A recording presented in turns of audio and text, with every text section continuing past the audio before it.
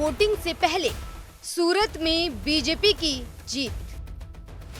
अब सिर्फ 399 सीटों का टारगेट करना है पूरा। लोकतांत्रिक देश के लिए अच्छी खबर या नहीं? 24 के रण में अकेले सूरत में बीजेपी प्रत्याशी।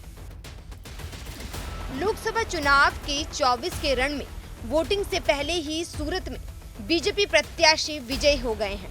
लेकिन सवाल ये है कि लोकतांत्रिक देश में भारत के लिए ये सही है या गलत, इस पर बात जरूर करेंगे। लेकिन एक सच तो ये भी है कि 400 पार के सपने को पूरा करने के लिए अब सिर्फ 399 सीट पर जीत दर्ज करनी है, क्योंकि सूरत की सीट पर बीजेपी की जीत हो गई है। गुजरात की सूरत लोकसभा सीट से बीजेपी के उम्मीदवार मुकेश दलाल वोटिंग से पहले ही निर्विरोध विजेता घोषित कर दिए गए हैं। हालांकि इसकी घोषणा अभी चुनाव आयोग ने नहीं की है, लेकिन इसकी वजह यह है कि आज सभी 8 प्रत्याशियों ने अपना नामांकन फॉर्म वापस ले लिया है। दरअसल पिछले 2-3 दिनों से सूरत में लोकसभा सीट को लेकर हाई वोल्टेज ड्रामा चल रहा था, जिस पर आज विराम लग गया।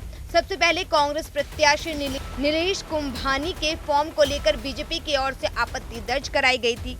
इस मामले ने तूल पकड़ा। इसके बाद रविवार को सुनवाई हुई और कांग्रेस प्रत्याशी का पर्चा अमान्य बताते हुए रद्द कर दिया गया, जिसके बाद बीजेपी उम्मीदवार को छोड़कर बाकी सभी 8 प्रत्याशियों ने अपना नामांकन वापस ले लिया और ऐसे में बीजेपी उम्मीदवार मुकेश दलाल की जीत हो गई।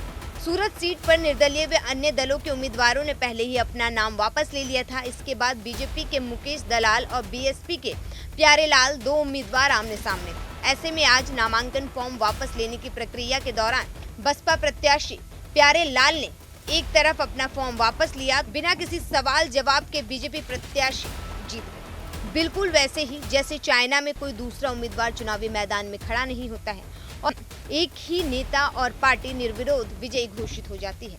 ऐसे में सवाल यही है कि लोकतांत्रिक देश में बिना वोटिंग के किसी का संसद में बैठना देश के लिए सही है? तो इसे बिल्कुल आप सही नहीं कह सकते हैं, क्योंकि ऐसे में उम्मीदवार जो सांसद बना है वो जनता को जवाब दे, ऐसा जरूरी नहीं है। जवाब देना वो उन्हें उचित नहीं भी समझ सकता है, क्योंकि किसी के वोट के बिना ही वो वहां पहुंचा है। ऐसे में अगर विकास का कार्य नहीं भी हो तब भी वो जनता को जवाब नहीं देगा। फिलहाल सूरत की लोकसभा सीट को लेकर यही अब सच है कि बीजेपी प्रत्याशी विजयी हो चुके हैं।